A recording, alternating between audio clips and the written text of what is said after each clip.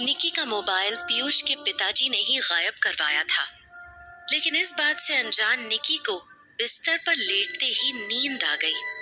शाम से रात और फिर रात से कब सुबह हो गई, उसे पता ही नहीं चला।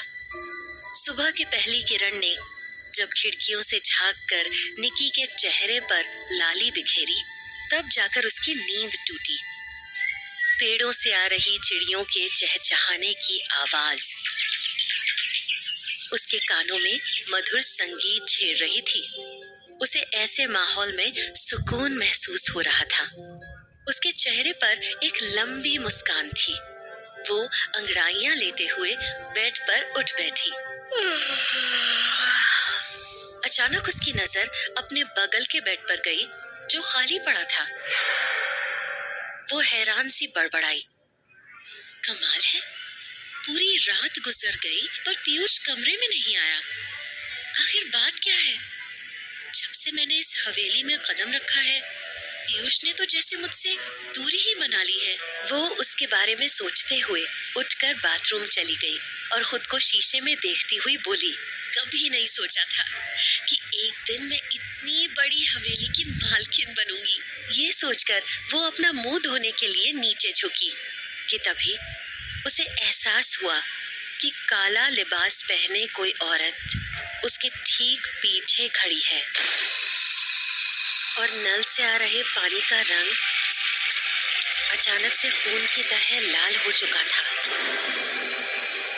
निकी की एक पल के लिए सांस अटक गई।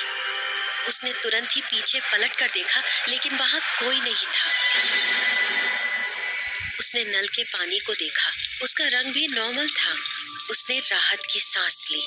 फ्रेश होने के बाद निकी कमरे से बाहर निकली।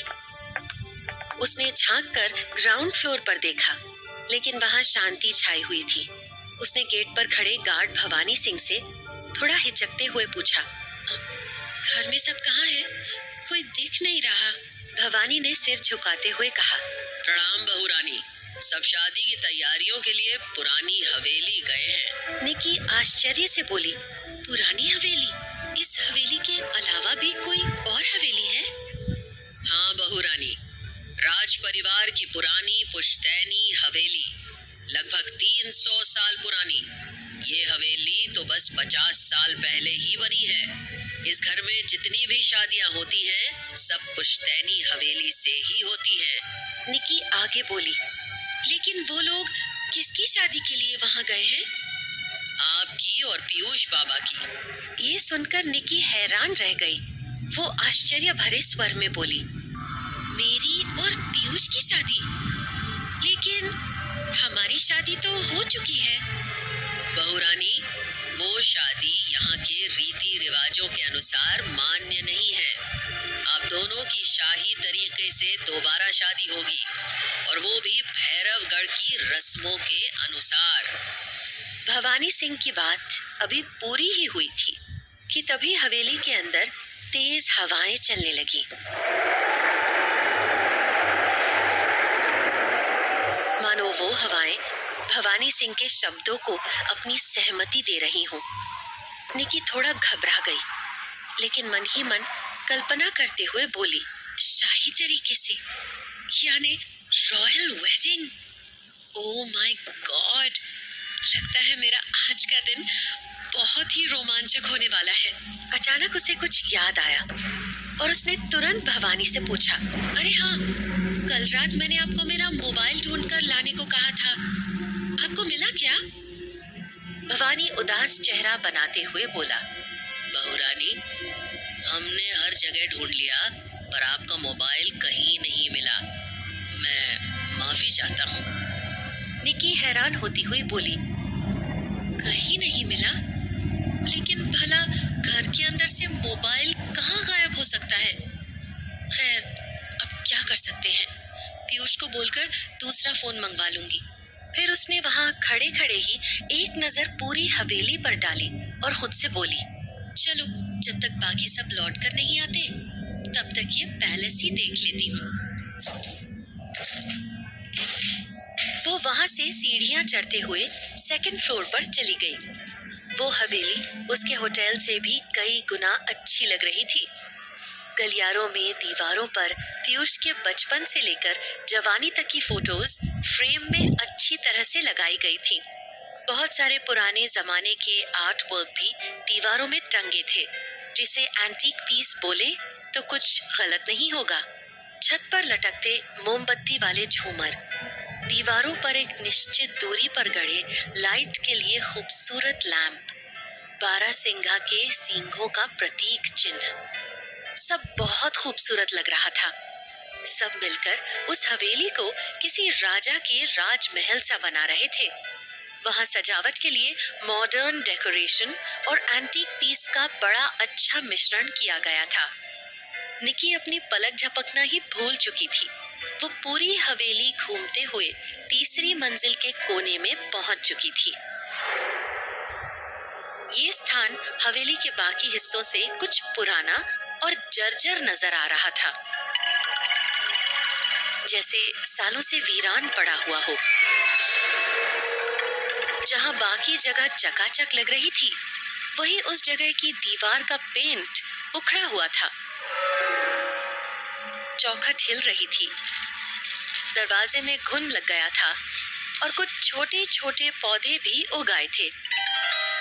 निकी जब वहां पहुंची तो उसे कुछ अजीब सा लगा, जैसे वो ना चाहते हुए भी उसकी तरफ खींची जा रही हो। वो दरवाजे की तरफ देखती हुई आश्चर्य से बड़बड़ाई, यहाँ पर इतना अजीब सा क्यों लग रहा है? यहाँ रुकना ठीक नहीं होगा, वापस चली जाती हूँ। असहज महसूस करने की वजह से उसने वापस अपने कमरे में जाना ठीक समझा, लेकिन तभी उसे कमरे के अंदर से दो लोगों के बातचीत करने की आवाज सुनाई दी। आवाज से उसे आभास हुआ जैसे वहां कोई बुजुर्ग बैठे हों। उत्सुकतावश उसने दरवाजे को धीमे से धक्का दिया। अगले ही पल कमरे का दरवाजा खुल चुका था। उसे अपने सामने दो बुजुर्ग कुर्सी पर बैठे दिखे। वो शायद आपस में बातें कर रहे थे और दरवाजा खुलते ही चौंक गए थे। उन्हें देखते ही निकी आश्चर्य से मन ही मन बोली, ये लोग कौन हैं? तभी कुर्सी पर बैठा एक बुजुर्ग आदमी निकी को आंखें दिखाते हुए ऊंची आवाज में बोला, कौन है तू लड़की, और बिना इजाजत हमारे कमरे में आने की जुर्रत कैसे की?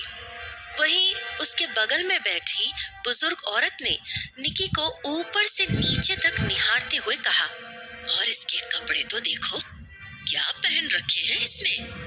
कौन हो तुम? निकी को अचानक समझ नहीं आया कि वो किसके कमरे में आ गई है। वो घबराते हुए हाथ जोड़कर बोली, नमस्ते जी, मैं इस घर की छोटी बहू हूँ। आप जरूर पीयूष के दादा और दादी होंगे।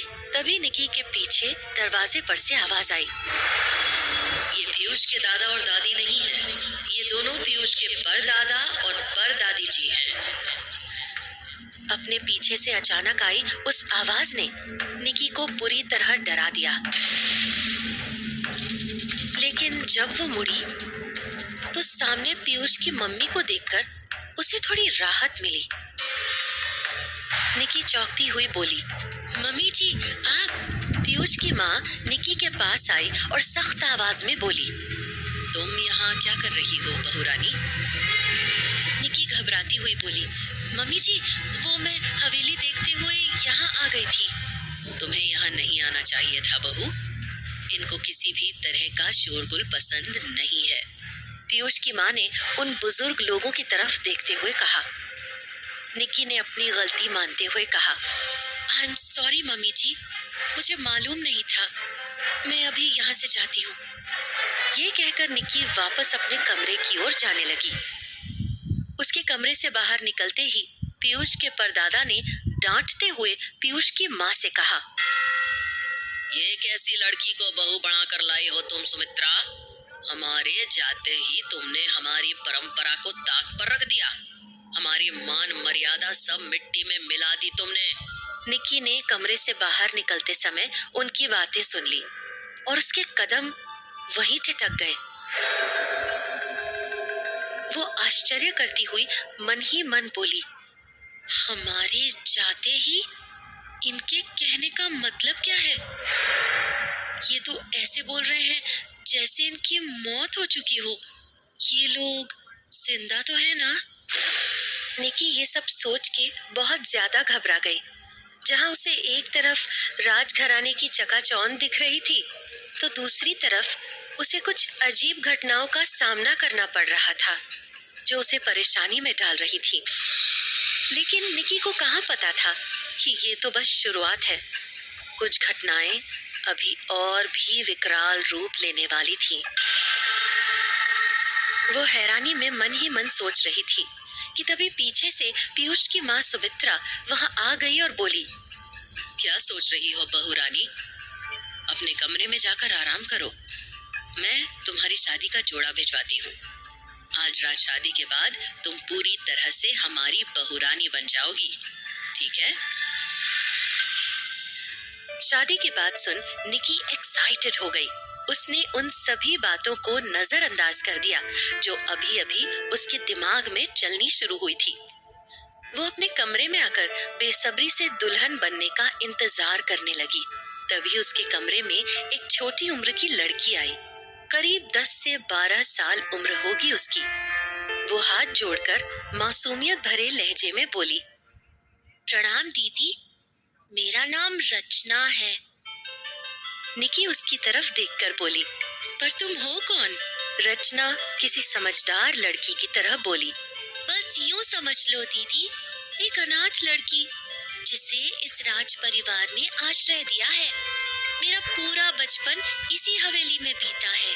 अब दोस्त कह लो, नौकरानी कह लो या फिर कुछ और। रचना आपकी सेवा में हमेशा हाजिर है। निकी मुस्कुराती हुई बोली, अरे वाह, मेरा नाम निकी है। तुमसे मिलकर खुशी हुई।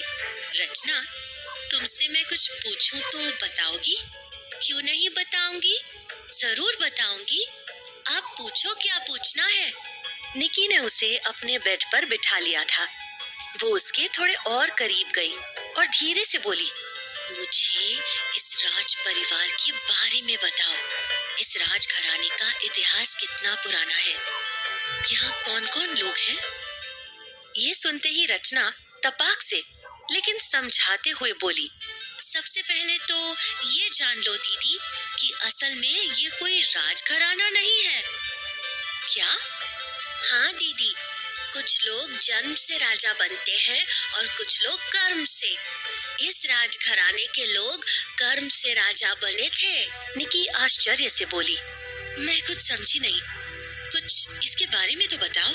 रचना बेड से उतरती हुई बोली, बताएंगे बताएंगे, सब बताएंगे। हम कहीं भागे थोड़ी जा रहे हैं, पर पहले आपको तैयार होना है। आप भूल रही हैं कि आज आपकी शादी है। घर के सभी लोग तैयार होकर पुरानी हवेली जा चुके हैं। आपको भी तैयार होकर वहाँ पहुँचना है। अगर हमसे देर हो गई तो राजा साहब बहुत डांटेंगे। निकी थोड़ा मायूस हो गई। फिर रचना के हाथ में एक थैला देखकर खुशी से बोली, वाओ, जरा देखूं तो सही, मेरे लिए कैसा शादी का जोड़ा भेजा है सासू माँ ने। उसने रचना के हाथ से थैला लिया और जल्दी से शादी का जोड़ा उससे बाहर निकाला। लेकिन वो कपड़े देखकर चौंक गई। ओह माय गॉड, ये क्या मजाक है? शादी का काला जोड़ा? उसके हाथ से शादी का जोड़ा छूटकर नीचे गिर चुका था। शादी के जोड़े के साथ में वहां कुछ गहने भी थे जो उसने हाथ में ही पकड़ रखे थे। निकी ने गहने को छूते हुए कहा, और गहने भी ऐसे लग रहे हैं जैसे जलकर काले हो गए हों। काली चीजें तो मातम में पहनी जाती हैं। फिर आखिर क्या था राज उस काले जोड़े का? क्या ये सचमुच कोई मजाक था या फिर था कोई रहस्य? कहानी जारी रहेगी। बस आप बने रहें शैतानी रस्मे के साथ।